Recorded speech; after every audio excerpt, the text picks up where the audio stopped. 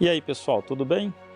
Seja muito bem-vindo ao nosso canal. Eu sou Ricardo Moreira e o objetivo aqui é que a gente compartilhe ideias, sugestões, ferramentas do mundo digital, ferramentas do mundo analógico, de forma que a gente possa tomar ou que a gente possa ter ideias melhores para a solução de problemas ou que a gente possa então se alicerçar naquilo que seria o data management, ou seja, tomada de decisão com base em dados. Mas hoje a gente vai fazer uma coisa bastante diferente aqui e eu já peço a você que não se sinta julgado ou por mim não me julgue, por favor, que eu vou ousar falar sobre diversos temas para que a gente tente refletir um pouco mais sobre o que é a ciência ou a ciência de dados. E eu pergunto a você, para que ou por que a gente faz ciência de dados?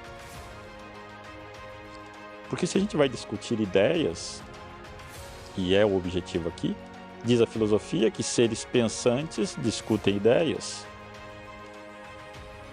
seres vulgares discutem pessoas, e seres normais discutem coisas. Você concorda com isso? O que você acha dessa afirmação? Aliás, afirmação não, aqui é apenas uma colocação de uma ideia. Tá? Aqui não trabalhamos com verdades absolutas, principalmente nesse vídeo de hoje. E é óbvio aquilo que eu vou dizer hoje tem um viés daquilo que eu acredito, das minhas crenças.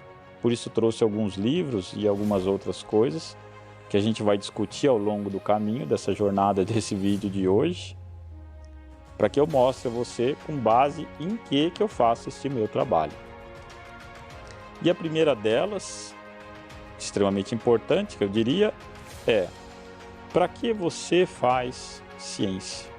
Por que você faz ciência? Para que você faz ciência de dados? O porquê você faz ciência de dados?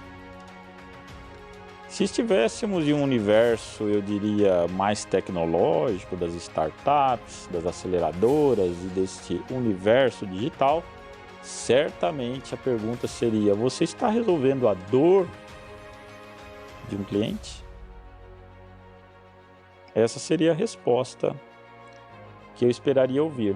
Qual dor você está resolvendo com a sua solução? Agora, e qual seria o fim? Qual a finalidade disso? É resolver a dor? Ou seria a monetização? E como eu escalo essa minha solução? Poderia ser o meio. Então tá bom. Então, se pensamos em monetização como meio e a dor como fim, eu diria que ótimo. Ou seja, o ser humano é o fim. E os meus meios seriam essas outras coisas que a gente está discutindo. Então eu diria e afirmaria sim a você, sendo assim, o que está em jogo seria a felicidade, não é?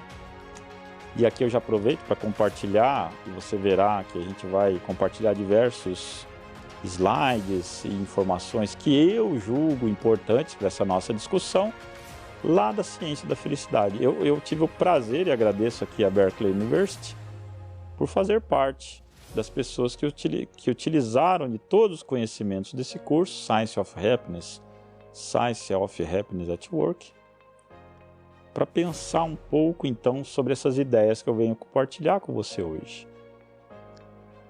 Porque se a felicidade como fim, a gente está falhando. E não é pouco não, estamos falhando muito. Você deve estar vendo aí os slides que estão passando. Infelizmente, nós estamos criando pessoas infelizes ao longo do tempo. Assim que a gente vai monetizando e criando muito mais recursos e dinheiro para o planeta, que não aguenta mais essas nossas soluções, há mais dinheiro e menos felicidade. Que incrível! Que incrível! E existe uma outra coisa. Nós fazemos ciência publicamos, geramos dados agora, nunca se houve tantos dados disponíveis no mundo e a gente está emburrecendo. Então olha que curioso, o levantamento dos últimos 50 anos de testes de QI tem demonstrado que a gente tem perdido a cada 10 anos de 2 a 4 pontos no teste de QI. Você acha que isso está certo? Será que a gente realmente está pensando no fim, que é a dor, ou a gente está invertendo e utilizando o contrário? Utilizando o ser humano como meio, como a dor, para o fim que é a geração de riqueza, para o fim que é escalar, para o fim que é poder entrar nesse universo digital com muito mais força e eu consegui, então, muito mais pessoas utilizando aquilo que eu digo de solução. Você já havia parado para pensar sobre isso? Sim, porque Kant fala que o maior absurdo que a gente poderia fazer seria utilizar o ser humano como meio e não como fim. Você concorda com isso? Ou você discorda disso? Veja aí, eu estou passando aí os dados para você. Além de estar emburrecendo, estamos ficando mais tristes, deprimidos, dependentes e ansiosos com todas as soluções disponíveis que a gente tem por aí. Então o que está acontecendo, pessoal? Para que a gente faz ciência? Por que eu utilizo? Por que eu sou tão altruísta quando eu vou vender uma solução para você e eu digo aquilo que você quer ouvir e não aquilo que você precisa ouvir? E esse altruísmo é curioso porque ele não me dá aquilo que eu preciso, ele me dá aquilo que eu, como solução que eu estou apresentando para você, preciso. Que é que você faça parte lá do meu funil, onde eu consigo, então, elevar ou escalar essa minha solução para o maior número de pessoas. Isso os dados têm me mostrado. E eu não quero ser aqui o rei da verdade. Se você tem coisas ou dados diferentes disso, eu adoraria muito ver isso. Será que a gente está realmente tomando todas essas decisões, e aí é o primeiro livro que a gente vê aqui, de maneira racional? Ou eu estou invertendo isso e, como eu disse, ser humano não como fim, mas como meio? Será que isso acontece? Será que o nosso planeta aguenta mais? Por quanto tempo isso que a gente está fazendo com ele? Quando eu tenho todo esse aparato e aí eu tenho negacionismos que falam, não, isso não é verdade. Os dados mostram uma realidade, eu estou dando uma para você muito claramente sobre felicidade, que é o que eu busco, que você busca, todos nós buscamos. Eu quero ser feliz.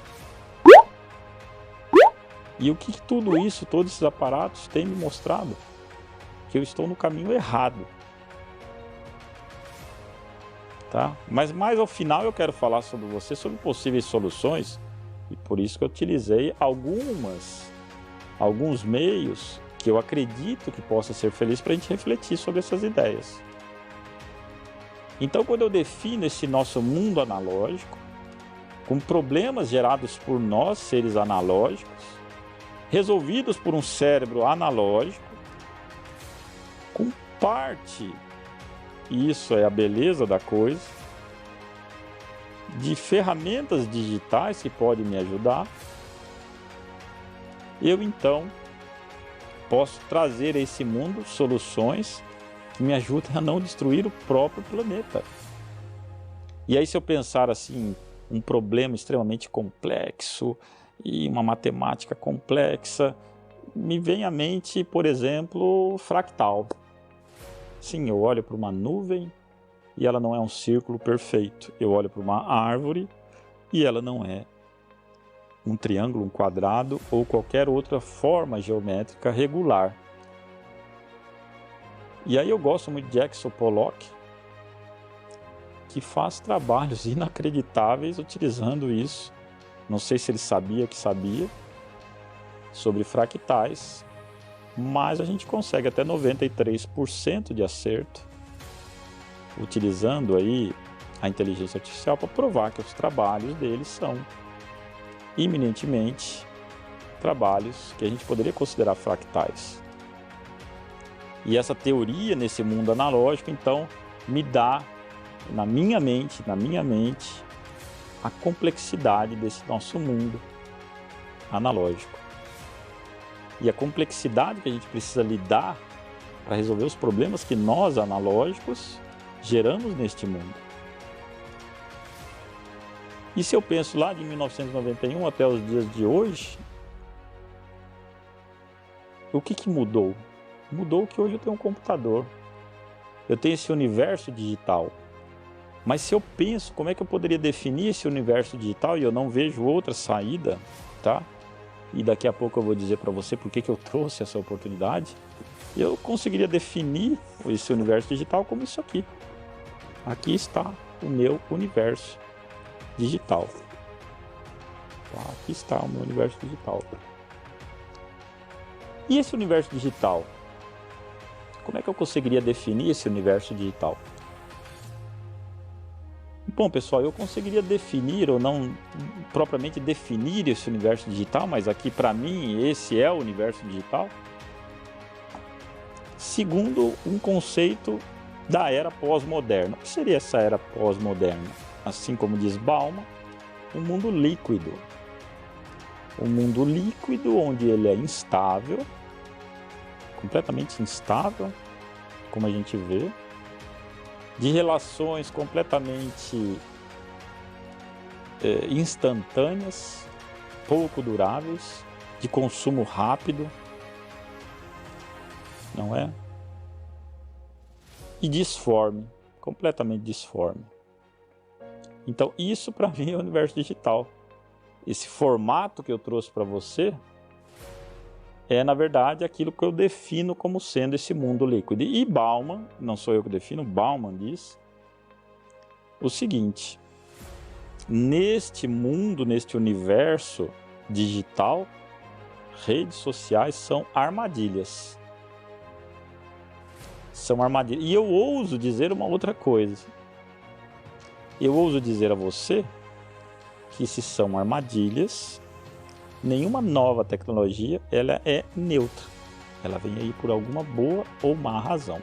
Se são armadilhas e ela vem por uma boa ou má razão, será que a gente está tomando as melhores decisões acessando esse mundo digital? Sim, porque se esse universo líquido e pós-moderno que eu estou falando, ele se define como a substituição do analógico, do real, pelo imaginário, quando eu vejo, por exemplo, alguém dizendo, não, olha aqui, ao invés de olhar, olha aqui, como eu estou feliz aqui, ao invés de, olha, eu estou aqui, isso para mim é então a entrada definitiva naquilo que a gente poderia dizer então de a entrada do universo digital, essa era pós-moderna como define Bauman. E se eu estou fazendo tudo isso e eu estou emburrecendo, eu estou infeliz com um universo paralelo que é uma armadilha, que não é neutra, o que eu estou fazendo de errado, pessoal? O que eu poderia fazer diferente? Sim, porque quando você faz ciências, e eu acredito muito nisso, quando eu invisto tempo numa solução, e aí minha preocupação com os meus filhos de que eles tenham essa observação daquilo que é o mundo real e de como eles podem ajudar neste mundo real, por isso que eu estou propondo, e eu espero que aconteça para algumas escolas, que seria uma Olimpíada Nacional do Feijão, onde desde primáriozinho ou aquela criancinha que planta o feijão possa ajudar quem está saindo lá do fundamental ou do ensino médio, tanto faz, e essa cadeia toda possa então formar esse mindset, solução do problema analógico, com a ajuda da ferramenta digital, por que não? E para mim o marco mais intrigante, por isso eu decidi fazer esse vídeo, É de uma pessoa relatando que lá no metaverso ela foi estuprada. E aí eu falei, não, realmente nós estamos vivendo na era digital, sem nos darmos, sem qualquer consciência sobre o que está acontecendo. E aqui que mora a minha preocupação, porque a pessoa que fez isso, uma inglesa, ela disse que foram 3 minutos, com a sensação de estupro, lá no metaverso. Então tá vendo a armadilha? Tá vendo só a nova tecnologia, que não é neutra? E o outro lado, o desenvolvedor, disse o seguinte, olha, é para ser assim mesmo, porque afinal aquilo que a gente cria é para ser uma sensação tão real que você está vivendo uma outra realidade. Pessoal, tá certo isso? E eu não estou aqui julgando, veja só, eu não estou aqui julgando. Eu não estou julgando, eu estou apenas te dando uma forma de refletir. Isso me incomoda um pouco, por isso eu estou refletindo aqui com você. Você acha isso correto? Põe aí nos comentários. Eu, particularmente, não acho que seja correto. E é por isso que eu gostaria de discutir com você, já uma vez que a gente faz ciência, uma vez que a gente tenha esse mindset da cultura de desenvolver a ciência tendo o ser humano, a felicidade como fim. Então eu gostaria de compartilhar essas minhas reflexões com você. Ah, então você é contra o universo digital? Não, pelo contrário, a gente vai falar sobre ele daqui a pouco. E você vai ver como isso pode ser mais e mais usado para melhores decisões neste nosso mundo analógico. Ou esse mundo líquido é descartável também, assim como todas as outras relações que a gente está vendo. Sim, porque eu entro lá na internet, compro alguma coisa, avalio se você tiver um preço bom e tal, etc. É instantâneo, pessoal. É instantâneo. E aí você me serviu, você realmente... Havia uma dor, que era a utilização daquele determinado recurso que eu comprei através de você. E está tudo bem. Estou feliz? Será? Esse universo digital, para mim, pelo menos, ele é muito novo.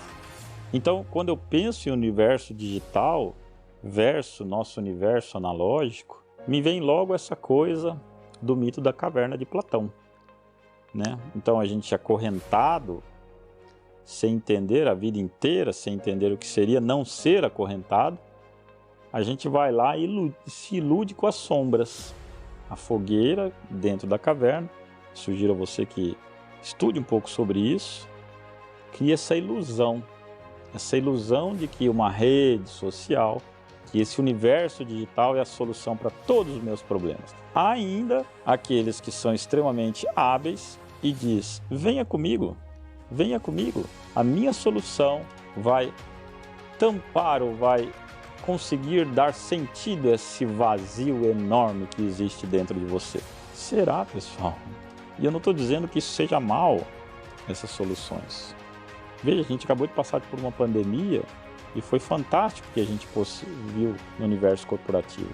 Mas eu estou vendo que a gente está agora voltando e eu não estou aqui para julgar, pessoal, não estou aqui para julgar. Mas eu sou um gamer que jogo de vez em quando alguns jogos que eu diria politicamente incorretos. Mas eu nunca capotei lá um carro e parei o jogo lá, eu estou me sentindo... Ai. Ou outros jogos menos ainda interessantes, se eu puder falar assim, eu nunca parei o jogo e falei, nossa, quantas balas eu... E ela afirma que ela simplesmente não conseguiu ir para a área privada e tampouco lembrou que houvesse uma tomada. Isso. Fazem tão bem assim para mim? Porque se fazem, não é aquilo que os dados estão mostrando. Então pense sobre isso, tá? Se essa fogueira, essa crença que você tem ou que o mercado está impondo para nós, não é simplesmente para atingir um fim que não é nossa felicidade, não é o ser humano, mas sim o monetizar e escalar.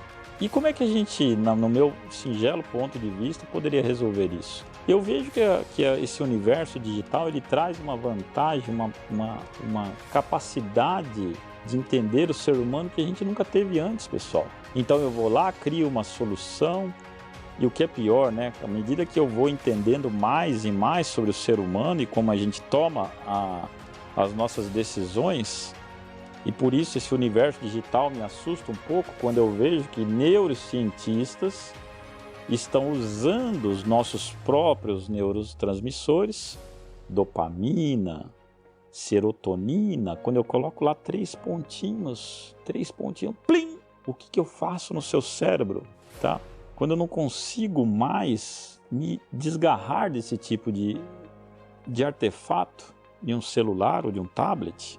Sim, porque hoje já se prova o seguinte, que a gente está usando, sim, o celular como uma extensão do nosso corpo. Por que você acha que a gente está emburrecendo? Eu não preciso mais ter memória, eu não preciso. Eu não preciso mais pensar tanto.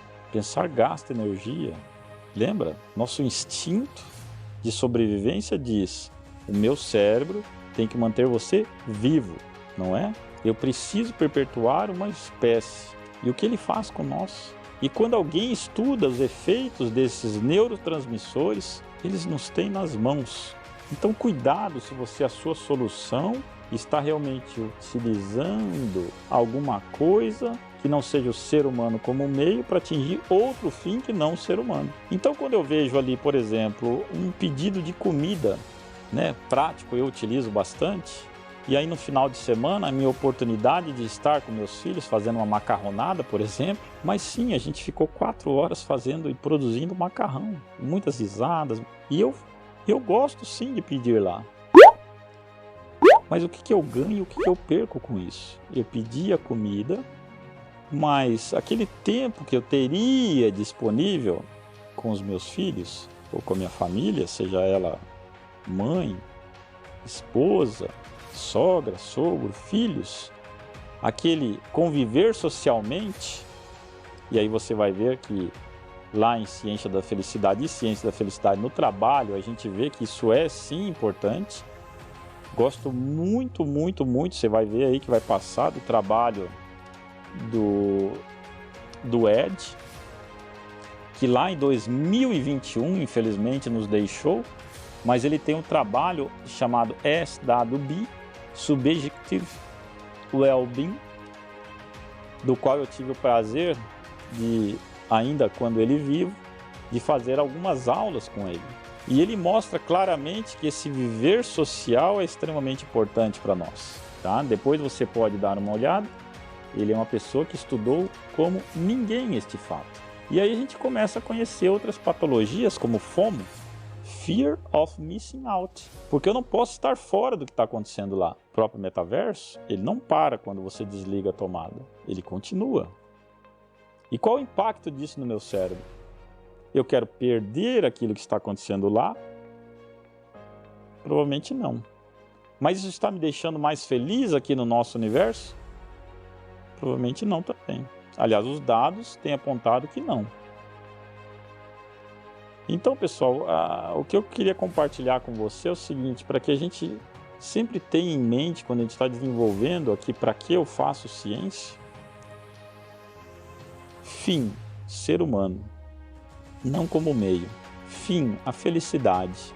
E a Lúcia Helena Galvão, uma filósofa que eu gosto bastante, ela diz o seguinte, quando você pede a ela para definir felicidade, ela diz o seguinte, felicidade é você andar consigo mesmo. E aí, pessoal, cuidado, hein? Cuidado, porque você andar consigo mesmo depende daquelas crenças, lembra que a gente falou lá aí do mito da caverna? Se eu acredito que lá aquele mundo é muito melhor, eu vou deixar, sim, de fazer o macarrão com os meus filhos, não para curtir com a minha família, mas para me dedicar mais tempo lá. E aí, como diz Bauman, a felicidade, já para ele, é uma combinação de 2 variáveis. Adoro essa definição. De segurança, de um lado, e liberdade do outro.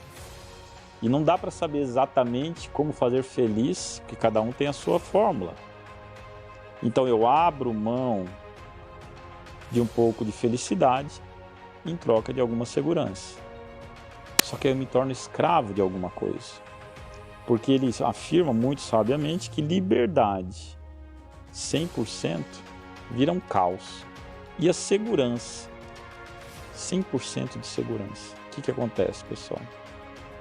eu não tenho liberdade, eu virei escravo, tá? E ele diz claramente isso, eu acho fantástico. Então eu abro mão de uma em função da outra. Quando eu tenho muita liberdade, pessoal, eu consigo definir o que eu quiser. E aí eu sei definir o que eu quero? Será que nós hoje sabemos definir o que eu quero? Eu quero estar no mundo digital ou no mundo analógico? Será que o mundo digital me faz feliz e o mundo analógico não? E é uma outra coisa que a gente precisa discutir. Quando eu vou lá e crio, entre aspas, soluções para falar sobre o tema inclusão, por exemplo, eu vou lá e crio um modelinho e vamos falar. Eu estou cuidando dos vieses, pessoal? Sim, um pouquinho mais profundamente, porque só falar de inclusão, que tem que ser falado, mas não tratar a causa raiz do problema, não resolve. Não resolve. Não adianta você chegar na minha empresa com uma solução, aplicar essa solução, dizer aqui, então, agora criaremos um modelo matemático, uma inteligência artificial que vai trazer, então, muito mais inclusão para essa empresa. E eu não tratei das pessoas que estão ali. Você acha que a pessoa vai ser bem recebida, pessoal? Provavelmente não. E provavelmente, talvez você nem saiba que a inteligência artificial contém vieses. Quem definiu os dados da inteligência artificial tem os seus vieses. Quando ele define lá, na minha empresa só trabalharão daqui para frente pessoas que estudaram em tal colégio. Por quê? Porque eu percebi na minha organização que os resultados apontam que são os melhores. Você enviesou. E eu pergunto a você, quando você utiliza uma inteligência artificial desse tipo, o quanto você está colocando daquilo que a sua inteligência artificial disse que é para fazer, naquilo que não é para fazer. Se eu sou produtor de um determinado tipo de produto, um carrinho para criança, e eu vejo que todas as crianças cor azul, e a imensa maioria dos menininhos estão escolhendo a cor azul, e aí eu falo assim, não, vou vender muito mais carrinhos da cor azul, e eu mando produzir. E eu vejo o resultado. Agora, pessoal, quanto você está fazendo da cor rosa? Cor rosa. Não estou colocando nada porque minha inteligência artificial... você não está colocando isso? Então você enviesou sua empresa, você colocou um viés tão forte que como é que você vai saber os resultados daquilo que a sua inteligência artificial está dizendo para você fazer? Como é que você faz isso? Se você não vai ter dados. Aí você vira para mim e diz assim... Não, mas tá vendo? Se eu não tivesse feito o azul, não teria vendido. Mas você só tem o azul. Você não tem um outro para medir. A gente está pensando sobre isso, pessoal. Então, cuidado com as soluções que aparentemente resolvem dor. Então tá, pessoal, esse nosso papo, eu agradeço a você que está assistindo aí, mas para ir já para os minutinhos finais, eu gostaria de dizer a você o seguinte: você sabia que a gente já tem utilizado todos esses aparelhos eletrônicos como extensão do nosso corpo? Pois é. Então, se ele é a extensão do nosso corpo, a gente deveria utilizá-lo então de uma maneira que ele pudesse trazer benefícios para nós. E como que a gente poderia fazer hoje? Hoje já existe então uma interface cérebro-máquina. Eu consigo fazer isso. Eu consigo fazer interfaces cérebro-cérebro. Fantástico.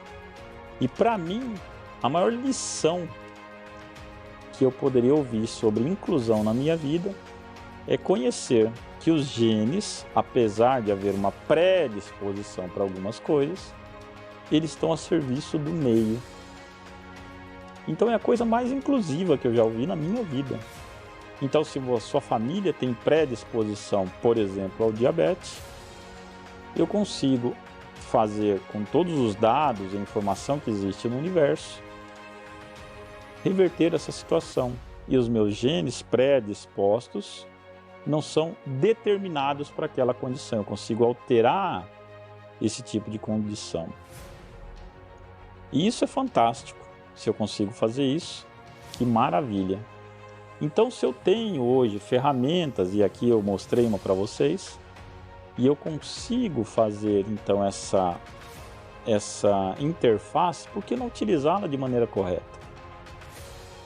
Hoje, por exemplo, se você quiser treinar um paciente, a mente ou o cérebro dele que tem alguma área que por alguma razão, algum acidente ou alguma catástrofe foi deixada de funcionar, você já consegue hoje em dia, com o treinamento, com essa interface cérebro-cérebro, você consegue treiná-lo. Olha que maravilha, pessoal, eu consigo fazer então este universo digital ser utilizado para que eu, que tenho esta área do meu cérebro funcionando, aprendendo ou fazendo ou estimulando esse cérebro que não tem essa região. Então, pessoal, o que eu estou dizendo para você? Que a gente tem nas mãos ferramentas jamais imaginadas em outras épocas. Então, o que eu queria deixar para você de recado é: este universo digital pode ser muito mais, desde que você, eu e todo mundo, a gente faça um mergulho muito mais profundo em nós mesmos, entendendo o que é o fim, se o fim é o ser humano e deve ser, o que é a felicidade para esse ser humano. Eu acho que todo mundo quer ser feliz. Se você não quer ser feliz, me desculpe, você tem algum problema. Agora, cuidado, não utilize para essa felicidade, acreditando que isso vai te trazer a felicidade, o ser humano como meio. Então, no vídeo anterior aí que a gente falou, eu comentei o seguinte: se a gente toma melhores decisões, isso volta para o meio, volta para as pessoas, volta para os investidores, volta para o mundo como benefício. Esses dividendos retornam. E aqui, para encerrar, eu vou falar sobre uma história chamada Ryan White, um garoto de 11 anos, que ele ouviu uma história dizendo o seguinte, que na África crianças não tinham sequer água para tomar, muito menos para tomar banho, muito menos para suas necessidades essenciais da vida, sequer. E aí ele ficou muito incomodado com isso e disse o seguinte, falou assim: não, mas eu quero resolver esse problema. E aí ele então vai atrás de informações e dizem para ele que com $70 existia uma ONG que conseguiria fazer poços lá na África. E ele chega em casa muito incomodado com isso e diz: mãe, eu quero $70. A mãe dele disse: não, mas para que você quer esses $70? Para fazer poços para os africanos. E ela falou: tudo bem, você tem aqui uma lista de atividades e você fará por merecer. E ele fez todas as atividades e ganhou $70. Felicíssimo, foi até a ONG, entrou em contato com ela e, chegando lá, qual foi a decepção que ele teve? Disseram: não, te deram a informação errada, são $2.000. Ele voltou para casa pensando, talvez eu tivesse desistido, e ele falou: não, mas se eu fiz $70 trabalhando, vou fazer os 2.000, em vez de só trabalhar para minha mãe, vou falar com a vizinhança. E foi o que ele fez, ele foi para a vizinhança e conseguiu os $2.000. Fez lá, voltou para a ONG e fez o tal do poço. E aí qual foi a felicidade dele, pessoal? Que ele quis voltar, ou quis ir até a África para ver essas pessoas. E você vai ver a foto aí. E qual foi a surpresa dele? Que as crianças sabiam o nome dele. E ele cresceu, ele se desenvolveu, ele não fez uma ONG, pessoal, ele tem uma empresa. E ele se diz muito sortudo na vida dele. E me parece que ele já fez mais de 1.000 poços lá na África. O que mais sensibilizou ele foi o seguinte: ele disse: nossa, vocês sabem o meu nome? Quando ele esteve visitando, ele falou: não, a 100 quilômetros daqui o seu nome é conhecido. Por quê? Porque ele criou essa empresa e parte daquilo que ele toma como decisão na empresa dele, ele reverte para esse tipo de coisa, através desse trabalho, fazendo esse tipo de coisa. Então é isso que eu quero dizer para você. Tem que voltar, pessoal. Ele é feliz. Eu não consigo nem imaginar o grau de felicidade dele. Eu não consigo. Talvez você consiga. Mas seja um grãozinho de areia. Faça o que está próximo de você.